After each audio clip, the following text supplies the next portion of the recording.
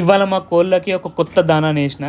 అదే పంకిన్ అంటే గ్రాస గుమ్మడి అని చెప్పేసి పిలుస్తాం కదా, ఆ గుమ్మడికాయని దానా లెక్కేసిన. దీనివల్ల మస్తు ఉపయోగాలు ఉన్నాయి అసలు. మెయిన్గా వచ్చేసేసి ఇది న్యాచురల్ డీవార్మర్గా పనిచేస్తుంది.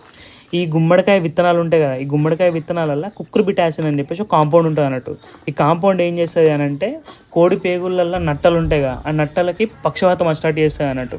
సో ఇది కనుక మీరు కనుక ఇట్లా న్యాచురల్గా ఎప్పుడైనా డివార్మింగ్ కోసం యూజ్ చేద్దామని అనుకుంటే ద బెస్ట్ ఫుడ్ ఇది.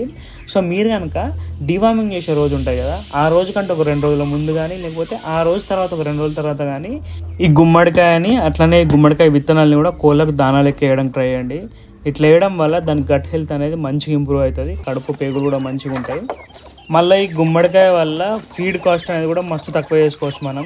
ఎట్లా అంటే ఒక తీగకు దాదాపు 10-15 గుమ్మడికాయలు లాగా కాస్తాయి. అట్లా మనం ఒక 3-4 తీగలు వేసుకున్నామంటే ఒక దాదాపు ఒక 40-50 గుమ్మడికాయలు మనం తీసుకొచ్చుకొని పెట్టుకున్నా కూడా వాటిని మనం ఒక 4-5 నెలల దాకా మనం దాచిపెట్టుకోవచ్చు. వారానికి ఒక గుమ్మడికాయ మనం కోళ్ళకి ఇట్లా దానా లెక్క వేసుకున్నా కూడా ఫీడ్ కాస్ట్ అనేది మనం ఇందులో తక్కువ వేసుకునే అవకాశం ఎక్కువ ఉన్నది. అసలు ఫస్ట్ టైం నేను మా కోళ్ళకి దానా పెట్టుడు, ఈ గుమ్మడికాయ చూడంగానే అవి భయపడ్డాయి. అసలు ఏం ఫుడ్ పెట్టారా వానికి వాళ్ళ నాయనాను అని చెప్పేసినట్టు ముఖం పెట్టినాయి. కొంచెం టేస్ట్ చేసినాయి కానీ తర్వాత వదిలిపెట్టేసినాయి. ఈ దింటలేవని చెప్పి ఏం చేసిన, ఆలుగడ్డ లెక్క చిన్న చిన్న ముక్కలు లెక్క కట్ చేసిన, రెక్టాంగిల్ లెక్క డబ్బా షేపు లెక్క కట్ చేసి వాటిని ఉడకబెట్టి ఇచ్చిన తర్వాత అప్పుడు కంప్లీట్గా తినేసేసినాయి. సో ఇవి కొంచెం తినకుండా ఉంటాయి కాబట్టి మీరు వదిలిపెట్టకండి.